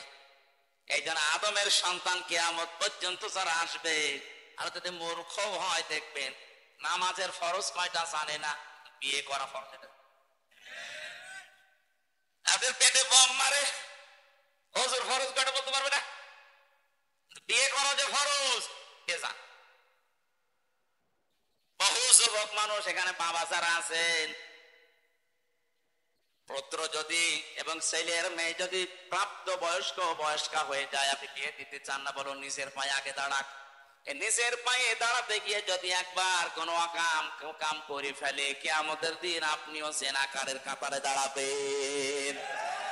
এই জন্য বাবারা একটু সাবধান হবে। ওর ঘাড়ে সোয়াল তুলে দেন, এমনি পাওয়ার সিস্টেমও জেনে ফেলবে। আমরা মনে করি ওরে নিজের পায়ে দাঁড় করিয়ে, তারপর আমি রিমান্ডে যখন ছিলাম একটা হিন্দু পেয়েছিলাম অফিসার, বাড়ি রাজবাড়ি, রাত 12টায় আসে, ওর 6টায় যায়, প্রায় আসত। আমার বলছো হুজুর, আমি এই বাংলাদেশ, ভারত, পাকিস্তান সহ এই সমস্ত এলাকার মুসলমানদের ইসলাম মানা, আর বাইরের দেশগুলোতে আমি গিয়ে মিশনে ছিলাম। আমি একটা মুসলিম দেশে মিশনে ছিলাম, ওই জায়গায় ওদের যে ইসলাম মানার পদ্ধতি এটা আলাদা। কি করে? অফিসার আমারে বলছিল, আমি ওখানে 2 বছর ছিলাম, এক হোটেলে খাবার খেতাম। যে হোটেলে খাবার খাই, ওই হোটেলের মালিক একটা মুসলমান। কিন্তু ছেলেকে বানিয়ে রেখেছে বয়, হোটেল বয়। এই যে পানি, খাবার, রুটি এগুলো এনে দেয়, এই কাজ করে। 2 বছরের ভেতরে দেখলাম কি গো, পরিচয় নিয়ে জানলাম যে এটা ওর ছেলে। বললাম যে আপনি কি? আমি মুসলমান। কেমন মুসলমান আপনি? আমার দেশেও তো মুসলমান আমি দেখেছি, আপনি কেমন মুসলমান?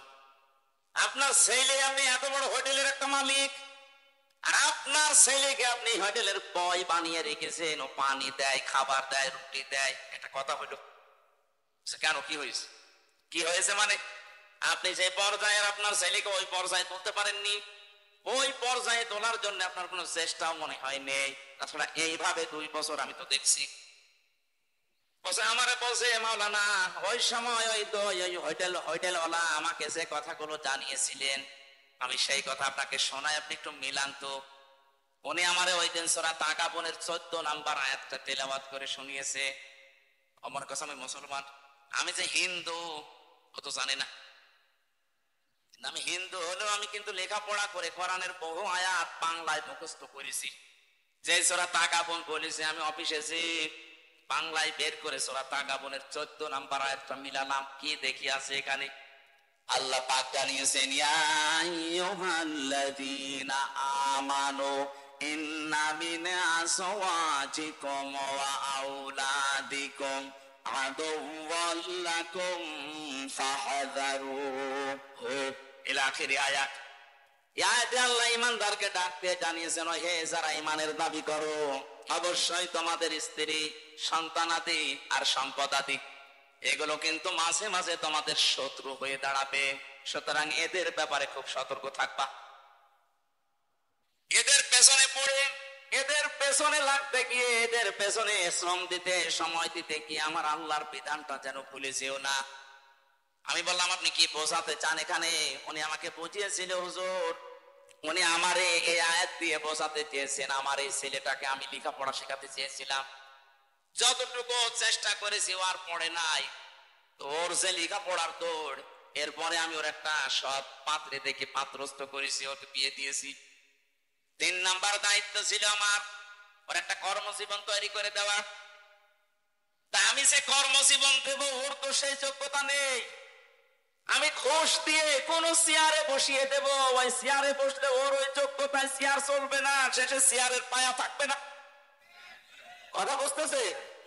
তাদের চিন্তা ভাবনা দেখেছেন? আমাদের দেশের হাজারো বাবা এর গ্রুপের কাছে যে বলবে আমার ছেলে ম্যাট্রিক ফেল, বিএ পাস, চাকরি করছে, ওই জায়গায় আপনি বসিয়ে দেন। মনে হয়তো আপনার মুখের দিকে তাকিয়ে সম্মানের খাতিরে দেবে, কিন্তু যে ম্যাট্রিক ফেল ওই চেয়ারে বসার যোগ্যতা রাখে? ওর শিক্ষা নেই, ওর ট্রেনিং নেই। অনেকে আমাকে প্রথমে কথা বলার সময় একরা বলছিলেন, একরা শব্দের শাব্দিক অর্থ শুধু পড়া না, একরা মানে যোগ্যতা অর্জন করা। আজ বাংলাদেশে আমরা অনেকেই মনে করি একরা, সালে, তাকওয়া এই শব্দগুলো নিয়ে। একরা, তারপরে সালে, তাকওয়া, এই শব্দগুলো ব্যাখ্যা শুনি না আমরা। সালে মানে নেককার, তাকওয়া মানে আল্লাহর ভয়, একরা মানে পড়া না। এর আধুনিক ব্যাখ্যা হচ্ছে, আপনি যেই জায়গায় যেতে চান ওই বিষয়ের জ্ঞান আগে আপনাকে অর্জন করা লাগবে এবং প্রশিক্ষণ নেওয়া লাগবে, শিক্ষা নেওয়া লাগবে, তারপরে ওই জায়গাটা আপনি সুচারুরূপে চালাতে পারবেন। আমাদের এই দেশে এই সিস্টেমটা নেই, যে যেখানে যাওয়ার যোগ্যতা রাখে না, ঠেলা দিয়ে, ঘুষ দিয়ে সেখানে পাঠায়। আজ বাংলাদেশে যত প্রতিষ্ঠান আছে অধিকাংশ গুলো ওই যোগ্যতাই নেই, ঠেলা দিয়ে হয় পাঠিয়েছে, তাই ঘুষ দিয়ে। যার ওই পর্যন্ত যাওয়ার লেখাপড়াই নেই, প্রশিক্ষণ নেই, শিক্ষা নেই, তাকে পাঠাবে ওই জায়গাটার পায়া আরো নষ্ট করবে। চেয়ারে যদি একটা পায়া থাকে আরো নষ্ট হয়ে যাবে। গত সিজনে আপনি দেখেছেন কৃষি মন্ত্রণালয়ের দায়িত্ব যাকে দেওয়া হয়েছিল, ওই সিলেটের মৌলভীবাজারে বাড়ি, শ্রীমঙ্গ, উপাধ্যক্ষ আব্দুল শহীদ। নিরপেক্ষ দৃষ্টিতে বলবে, এই লোকটা একটা কলেজের স্যার, সারা জীবন লেখাপড়া করিয়েছে ছেলে মেয়েদের। ও কৃষি সম্পর্কে কি জানে? ওকে জীবনে কোনোদিন মাঠে নিয়েছে, প্রশিক্ষণ কি ওই জায়গায় কোনোদিন নিয়েছে? তারে আপনি ওই দায়িত্ব দিলে পারেন? যারা ওই বিষয়ের উপরে সারা জীবন পড়াশোনা করে, ওর উপরে প্রশিক্ষণ নেয়, শিক্ষা দিতে পারে ওইরকম একটা মানুষকে দেন। আপনি এমন মানুষকে দিলেন তার বাড়িতে 3.5 কোটি টাকা পাওয়া যাচ্ছে, 11টা দেশের রূপে পাওয়া গেছে, 85 ভরি সোনা পাওয়া গেছে।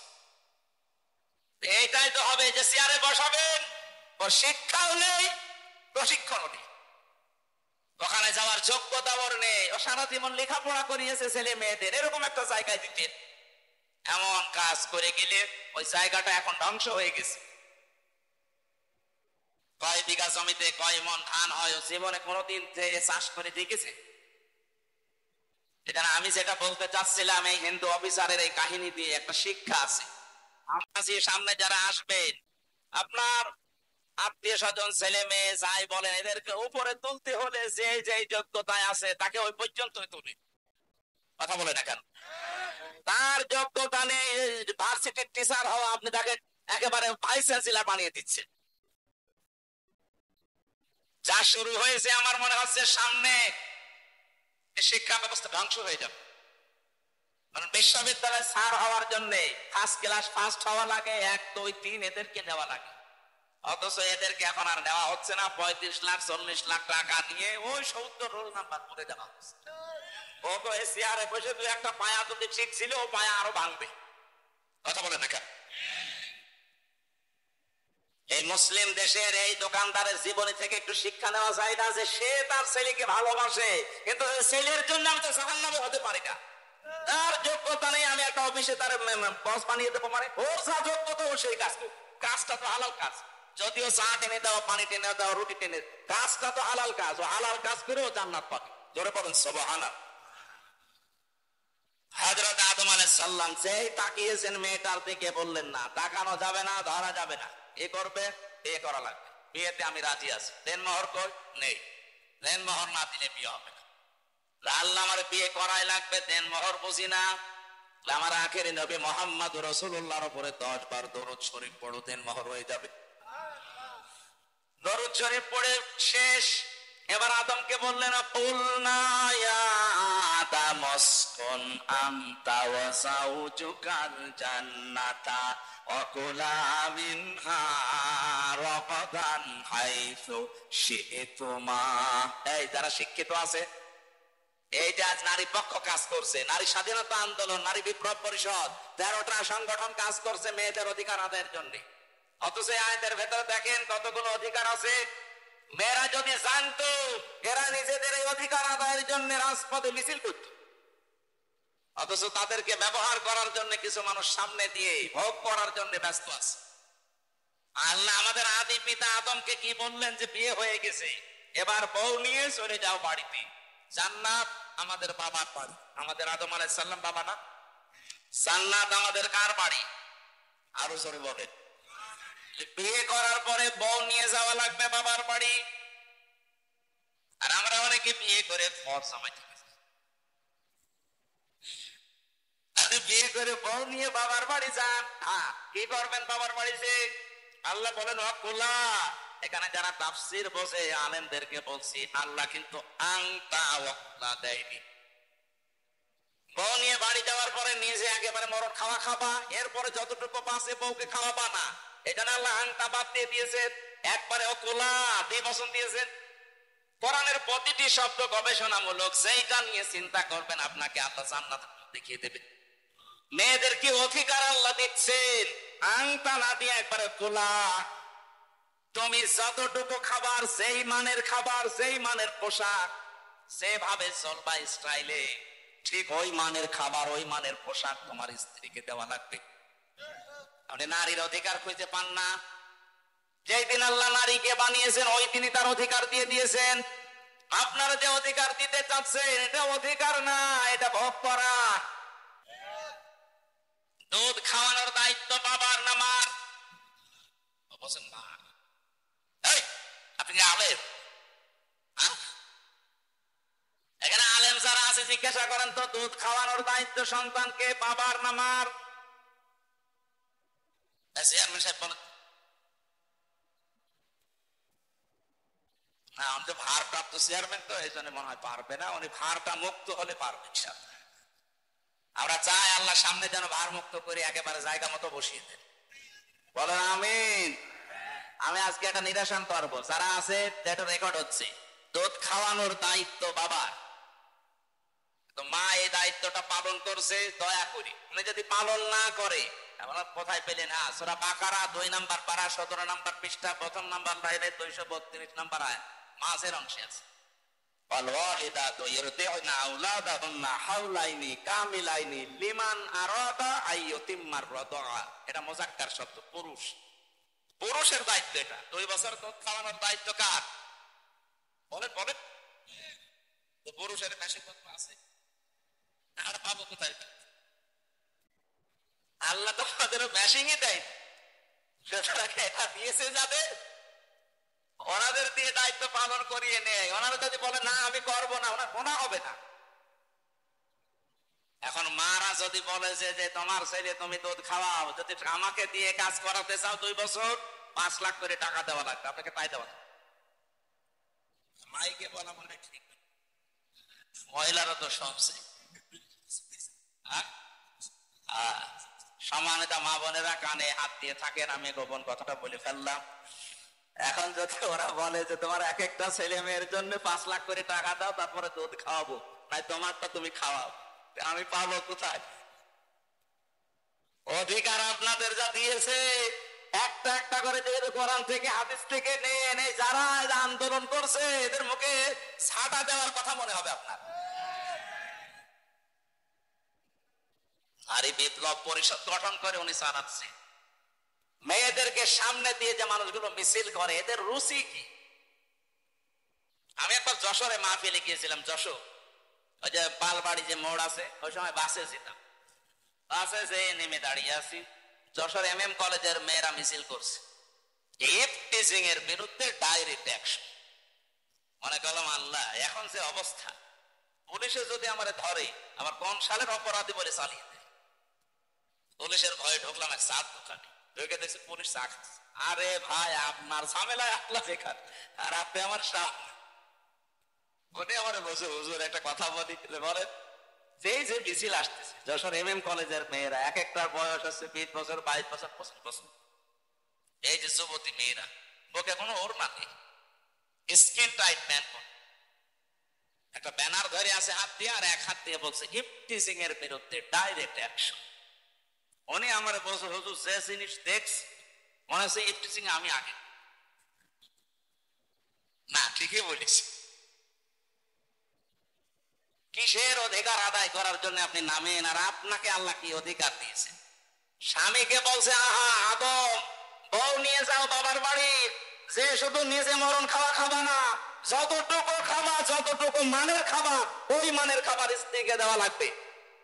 এতটুকু আল্লাহ শেষ করেননি। কুলা মিনহা রাগাদান হাইসু শি'তুমা, বউ নিয়ে ঘরের ভেতরে একেবারে তালাবদ্ধ করে রাখবা না, ওখানে যেখানে ইচ্ছা যাবে, যা ইচ্ছা খাবে। তার মানে কি, বউ নিয়ে আপনি ঘোরাফেরা করতে পারেন, বিভিন্ন জায়গায় যেতে পারেন। আজ বাংলাদেশ জামাত ইসলামীর যিনি আমিরে জামাত ডাক্তার শফিকুর রহমানকে সাংবাদিকরা প্রশ্ন করছে, যদি ইসলামে দেশে আসে তাহলে মেয়েরা তো ঘরবন্দি হয়ে যাবে, তালাবদ্ধ হয়ে যাবে। না, মেয়েরা সবচেয়ে বেশি অধিকার পাবে যদি বাংলাদেশে ইসলাম কায়েম হয়।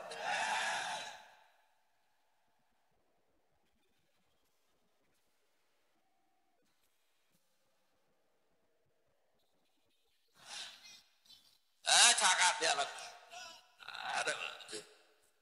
রক্তগুলো এখন থাক, অন্তত পরে কাজে লাগবে। সম্মানিত মা বোনেরা, আপনাদের অধিকার যেগুলো দিয়েছেন কোরআনে একটা একটা করে, উনি যেহেতু কোরআন পড়ে জানে, উনি বলেছে এই কারণে কোরআনের দিকে তাকিয়ে, যদি ইসলাম এসে যায় দেশে, মেয়েরা সবচেয়ে বেশি অধিকার ভোগ করবে। ঘরের ভেতরে তালাবদ্ধ হয়ে থাকার জন্য আপনারা আসেননি, আপনাকে নিয়ে বেড়ানোর কথা কোরআন বলছে। রাবাদান হাইসু শি'তুমা, যেখানে ইচ্ছা যাও, যা ইচ্ছা খাও, কিন্তু সাবধান, ওয়ালা তাকরাবা হাযিহি শাজারা, ওই গাছের কাছে যাবে না। তার মানে কি, এই গাছ মানে শুধু গন্ধম গাছ। এটা যদি শুধু গন্ধম গাছ উদ্দেশ্য হতো, কোরআনে আল্লাহ আয়াত নাযিল করতো না। এটা মানে আল্লাহর বর্ডার। আপনি বউ নিয়ে এমন জায়গায় যেতে পারবেন না যেখানে গেলে আপনারও ফরজ পর্দা থাকে না, বউরও পর্দা থাকে না। এমন অনুষ্ঠান দেশে নেই। কথা বলে না কেন? এমন বিয়ের অনুষ্ঠানে গেলেন যেখানে নিজেরও পর্দা থাকছে না, আপনার বড় পর্দা থাকছে না, ওইরকম বিয়ে অনুষ্ঠানে যাওয়া জায়েজ নেই। এরকম পিকনিকে যাওয়া যাবে না বন্ধুদের সাথে, এরকম মেলায় যাওয়া যাবে না। শিশু মেলার নাম দিয়েছে, শিশু নেই, শুধু শিশুর খালারা আর মামারা। এখানে গেলে শুধু অ্যাক্সিডেন্ট হয়। এই জন্য সম্মানিত মা বোনেরা, আলেমদের স্ত্রী যারা সত্যিকারের আলেম, যারা খাস পর্দা করে চলে, যারা আসিমাত নিয়ে চলে, রুকসাত না। রুকসাত মানে মুখমণ্ডল আপনি খোলা রাখতে পারবেন, হাতের কবজি, পায়ের পাতা। আসিমাত নিয়ে যারা চলে, খাস পর্দা নিয়ে, এরা হাত মুখ পর্যন্ত মোজা দিয়ে ঢেকে রাখে। এদের স্ত্রীরা সত্যি যে সম্মান নিয়ে মহারানী হয়ে আছে, আপনি কিছুই টের পাচ্ছেন না। আয়াতগুলো যখন বাস্তবে মিলাই, এগুলো যদি আমি নিজেই মানতে না পারি, কিয়ামতে আমি নিজে আসামি হয়ে যাব। এটা আমাদের উচিত হচ্ছে ইসলামকে তার জায়গা মতো দিয়ে অধিকার গুলো আদায় করে নেওয়া। কথা বলে ঠিক কিনা? আল্লাহ বলেন নিষিদ্ধ জায়গায় যাওয়া যাবে না, আল্লাহর ভিন্ন বর্ডার আছে, এগুলো ক্রস করা যাবে না, সীমা লঙ্ঘন করা যাবে না। ওয়ালা তাকরাবা হাযিহি শাজারাতা ফাতাকুনা মিনাস সালিমিন। যদি আল্লাহর এই বর্ডার কেউ ক্রস করে ফেলে, সে জালেম হয়ে যাবে। কি হবে? আর যারা পর্দার পর ফরজ বিধান লঙ্ঘন করে চলাফেরা করছেন, আপনি জালেম। কথা বলেন না কেন? যেগুলো আপনার স্বামীকে দেখানো দরকার, এটা আপনি পাবলিককে দেখাচ্ছেন, আপনি জালেম হয়ে কিয়ামতে উঠবেন। খালি নামাজ পড়ে রোজা রেখে আর কারো বোরকা পরে আপনি জান্নাত পেয়ে যাবেন। কে বলেছে আপনাকে? আমি 4টা পয়েন্ট পড়েছি হাদিসের ভাষায়। সম্মানিত মা বোনেরা, এবার আপনি কান খাড়া করেন। মেশকাত শরীফের হাদিস, বিশ্বনবী বলেন, নেককার মহিলা কোনটা জানো? অনেকে বলছে নামাজ পড়ে রোজা রাখে, কালো বোরকা পরে। নবী বললেন না, ওই মহিলাটাই নেককার। ইযা নাযারা ইলাইহা সাররাতুহু, যার দিকে তার স্বামী বাইরে থেকে এসে যখন তাকাবে, তখন স্বামীকে আনন্দ দেবে। এরকম মহিলা আমার মনে হয় এখন ঘরে ঘরে নেই। নেই বলে তো আমরা পরকীয়া প্রেম করি। ঠিক, তার মানে ও চালাচ্ছে কাজ। আলহামদুলিল্লাহ, ভালো। সম্মানিত মা বোনেরা দেখেন, এতগুলো মানুষ বসে আছে, আমরা আর তার স্বামী বলে ফেললো, ঠিক। তার মানে আপনি ওই রকম কিছু করেন না। দ্বিতীয় নম্বরে, ওয়াইদা কাবা আনহা হাফিজাতুহু, স্বামী যখন বাইরে যাবে, যতক্ষণ স্বামী বাইরে থাকবে, ততক্ষণ আপনার ইজ্জত আবরু সতীত্ব আপনি হেফাজত করে রাখবেন। আধুনিক জামানায় এসে স্বামী বাইরে যেতে দেরি, ও মোবাইলে পরকীয়া প্রেমে লিপ্ত হতে দেরি নেই। এমনকি বাইরের লোক নিয়ে এসে স্বামীর ওই কাজ ওকে দিয়ে করাচ্ছে। ধরে বলেন নাউজুবিল্লাহ। 3 নম্বরে বিশ্বনবী বলেন, অতুইনু আলা দীনি সাওজাতুহা। ওই মহিলাটাই নেককার যে তার স্বামীকে দিনের পথে চলার জন্য উদ্বুদ্ধ করে, আরো এগিয়ে দেয়, সাহায্য করে। এরকম মহিলা বাংলাদেশে 3 দিন হারিয়ে যাচ্ছে। স্বামীকে দিনের পথে চলার জন্য সাহায্য করা তো দূরের কথা, আরো বাধা দেয়। কথা বলে দেখেন। 4 নম্বর, বিশ্বনবী বলেন, স্বামী যদি কোনো কাজের আদেশ করে, কাজটা যদি জায়েজ হয়, মেয়ে লোক যারা এসেছেন, স্বামী যদি কোনো কাজের আদেশ করে, কাজটা যদি জায়েজ হয়, জীবন থাকাকালীন আপনাকে মানা লাগছে। কথা বলে না কেন? আমি স্বামী, এখানে যত স্বামী বসে আছে, প্রত্যেকটা স্বামী আমরা চাই, আমরা পছন্দ করি বিয়ের পরে যেন আমাদের মা বাবা আমাদের সাথে থাকে। কিন্তু 100টার 98টা মহিলা আছে এটা চাই না। কথা বলছেন না কেন? গত কয়েকদিন আগে আমি গিয়েছিলাম নীলফামারী, কিশোরগঞ্জ থানা বৃদ্ধাশ্রমে। আমারে নিয়ে গেল, যে দেখি এই লাইনে মা আর বাবারা বসে আছে। ওদের চোখের দিকে তাকালে আমার মনে হচ্ছে ও সন্তানের জন্য বরদোয়া দিচ্ছে।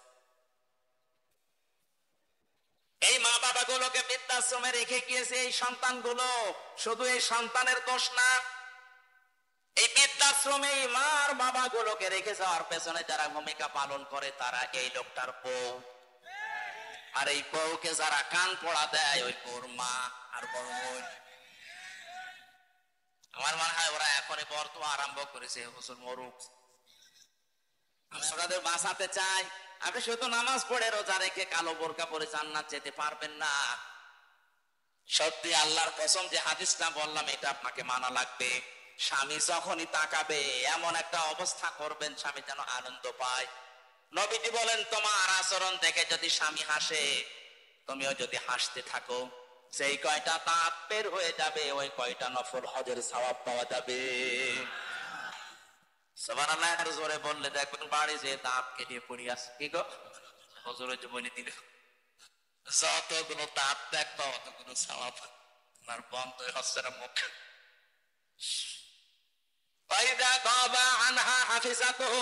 স্বামী যখন বাইরে যাবে, খুব গুরুত্বপূর্ণ বিষয় এটা, নামাজ রোজার মতোই ফরজ। আপনার শরীরকে আপনি হেফাজত করে রাখবেন। এমনকি মোবাইলে কোন আওয়াজে তোকে শয়তান ধোঁকা দেবে আর চিন্তা করবে কাজ হচ্ছে, আর কিছুদিন লাইন লাগায় শেষ পর্যন্ত দেখবেন দুই সন্তানের মা ওর হাত ধরে পালিয়েছে। বেশি বলে ফেললাম, এটা হচ্ছে না দেশে? মেয়েদের কণ্ঠ পর্যন্ত পর্দা, কিভাবে কথা বলবে। এই জন্য আমার মোবাইলে মহিলা কণ্ঠ যদি কোনো জায়গা থেকে কল কেউ দেয় ফতোয়া ধরার জন্য আমি হোসাইনকে দিয়ে দিত। হোসাইন এখানে আসে না, ওরা জিজ্ঞাসা করেন। আমি মেয়ে লোকের কণ্ঠ ধরতে চাই না, কারণ মাসলা মাসাইল জানার দরকার হলে আপনার স্বামীকে দেন, আপনার ছেলেকে দিয়ে বলা, কারণ এটা রেকর্ড হয়। আমি রিমান্ডে যে এটা দেখেছি। আমরা যা মনে করছি এত সহজ না। এই জন্য কথাবার্তারা খুব হিসাব করে বলবেন। টাকলা মোরাদের মতো 6 মিনিট 29 সেকেন্ড যে ফাঁস হয়ে যাবে মন্ত্রিত্ব চলে যাবে। তাও তো অডিও ফাঁস হয়ে যায়, যেগুলো ভিডিও ফাঁস হচ্ছে এদেরকে আমার মনে হয় জবাই করা দরকার। শয়তান 80 বছর বয়স আর ওর নাকি গম পাড়ানো লাগে। আমি নিচে নামলাম না, এই মানুষের ভেতরে পড়ে আর এরা বলে দেশ চালাতে। এর রাত 12টা 2টা পর্যন্ত ঘুম আসে না, এর ঘুম পাড়ানো লাগে আল্লাহর ওলিদের দিয়ে। এদের আবার সাক্ষী পাচ্ছে না। আমি গ্রেপ্তার হওয়ার পরে আমার ম্যাডামকে কল দিয়েছে মাওলানা আমিরুল ইসলাম বেলালী সাতক্ষীরা। ওই কলের রেকর্ড থেকে আমারে পরের দিন রিমান্ডে শোনাচ্ছে। কি গো কি আশ্চর্য। এর কথা কারোর সাথে বললে, বিশেষ করে এই যে মোবাইল নাম্বারে, এই মোবাইল নাম্বারে কথা বলা আর গোয়েন্দাদের সামনে কথা বলা সমান। হোয়াটসঅ্যাপটা এখনো আছে কিন্তু এখন আর নিরাপদ, এটা এখন ওদের আন্ডারে চলে গেছে। খুব হিসাব নিকাশ করে চলবেন ভাই। মেয়েরা যারা এসেছেন কারোর সাথে যদি কথা বলতে চান পর্দার আড়াল থেকে মোবাইলে ফোনে ফ্যাক্সে কথা বলবেন, কিন্তু সত্য কথা, মিথ্যা কথা বলা যাবে না। কিন্তু ভাষা হবে রুক্ষ সূক্ষ্ম। ভাষা হবে কি? আল্লাহর এই বর্ডারটা আপনি স্বামী বাড়ি থেকে চলে গেছে, এই বর্ডারটা আর ঠিক রাখেন না, আপনি ক্রস করে ফেলেন। অথচ আপনার হেফাজত করার দরকার ছিল আপনার কণ্ঠ, আপনার শরীর, আপনার সতীত্ব, এমনকি আপনার সন্তান যেটা আছে স্বামীর সন্তান, ওইটা আপনার স্বামীর সম্পদ, সব আপনি হেফাজত করে রাখবেন। আপনি দায়িত্বশীল। 3 নম্বরে আপনি সাহায্য করবেন স্বামীকে দ্বীনের উপরে চলার জন্য। তাহলে হযরতে রহিমার সাথে আপনি কিয়ামতে জান্নাত পাবেন। হযরতে খাদিজাতুল কুবরা, তাকে আল্লাহ সালাম পাঠিয়েছিলেন এই কারণে, তার জীবনের সব কিছু তার স্বামীকে সাহায্য করার জন্য তিনি দিয়েছিলেন। আর আমরা এমন বউ পেয়েছি, ওর 15 ভরি স্বর্ণ আছে, আপনি ক্যান্সারে মরে যাবেন, 1 ভরি বিক্রি করতে বলেন, বলে না তুমি মরে যাও, দরকার আরেকটা বিয়ে করো, তাও বেচতে রাজি না। এই জিনিস নিয়ে আমরা সংসার করছি। 4 নম্বরে স্বামী যেটা চায় ওটা যদি জায়েজ হয়, আপনার জীবন থাক আর যাক ওটা মানা লাগবে। আমি যে একটা উদাহরণ দিলাম না, যে আমি স্বামী, প্রত্যেক স্বামী আমরা চাই যে আমার মা বাবা আমার সাথে থাকবে, খেয়ে থাক না খেয়ে থাক, কিন্তু আপনি চান না। এরকম বউ নেই দেশে? কার কার বউ এরকম মন ছোট? হাত তোলেন তো। একজন আছে শুধু। সম্মানিত মা বোনেরা, আমার মনে হয় হচ্ছে না আপনাদের আমল। শুধু নামাজ দিয়ে রোজা দিয়ে কালো বোরকা দিয়ে আপনি জান্নাত পাবেন না। আমার ভাইরা, হযরত আদম আলাইহিস সালামের স্ত্রীকে নিয়ে যে কথাগুলো বলছিলাম কোরআনে কারীমের সূরা বাকারার তাফসীর থেকে, এখানে নিষিদ্ধ কোনো কাজে মেয়েদেরকে নিয়ে ইনভলভ হওয়া যাবে না। যেগুলো আপনাকে দেখানো দরকার, এইগুলো ওরা জনগণকে, পাবলিককে দেখাচ্ছে। নিজে দায়িত্ব হচ্ছে নিজের ভাই, স্বামী, নিজের বড় ভাই, স্বামী এবং বাবা আর বড় ছেলে, এদেরকেও দায়িত্ব বানাচ্ছে।